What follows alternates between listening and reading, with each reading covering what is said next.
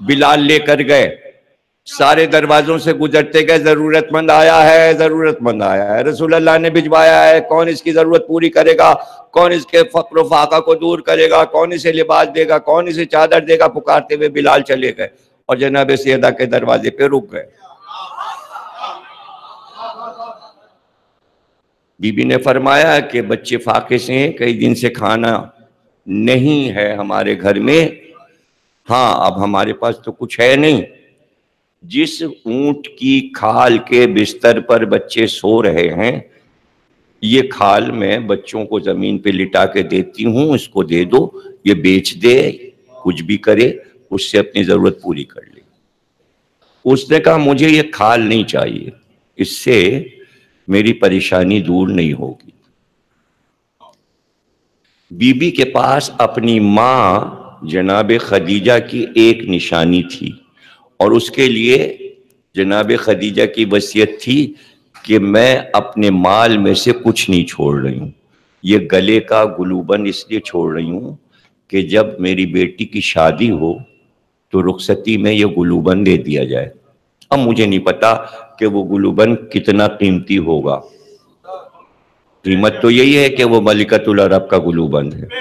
آپ نے وہ گلوبند اتارا اور کہا یہ اس فقیر کو دے دو۔ وہ گلوبند لے کر فقیر آیا مسجد میں، رسول اللہ نے کہا کیا ملا؟ کہا آپ کی بیٹی نے یہ اپنے گلے کا گلوبند دیا۔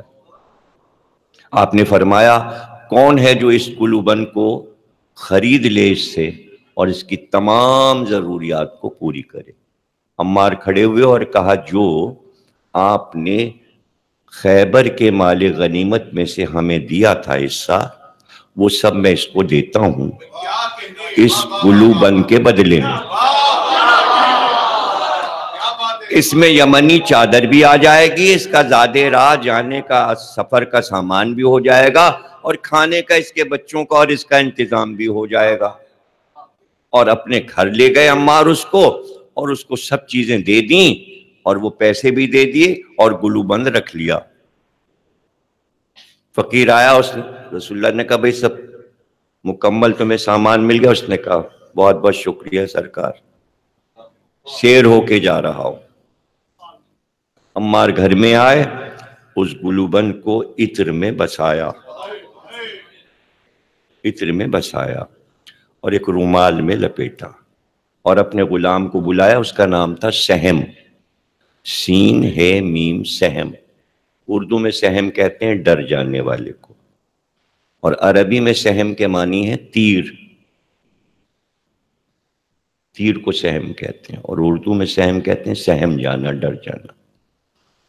سہم کو بلایا، کہا یہ گلوبند لے جاؤ اور شہزادی کی خدمت میں پیش کر دینا، اور سنو واپس نہ آنا، تجھے آزاد کیا اور زہرا کی غلامی میں دے دیا، اس گلوبند کے ساتھ تجھے بھی ان کی غلامی میں دے دیا۔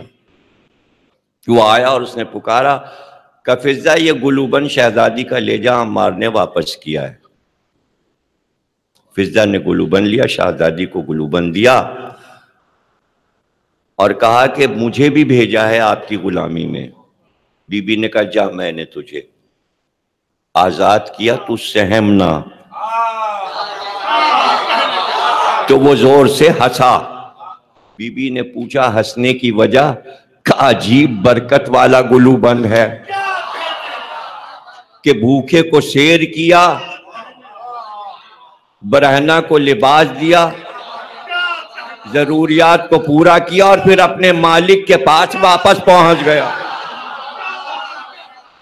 صلوات پڑھیں۔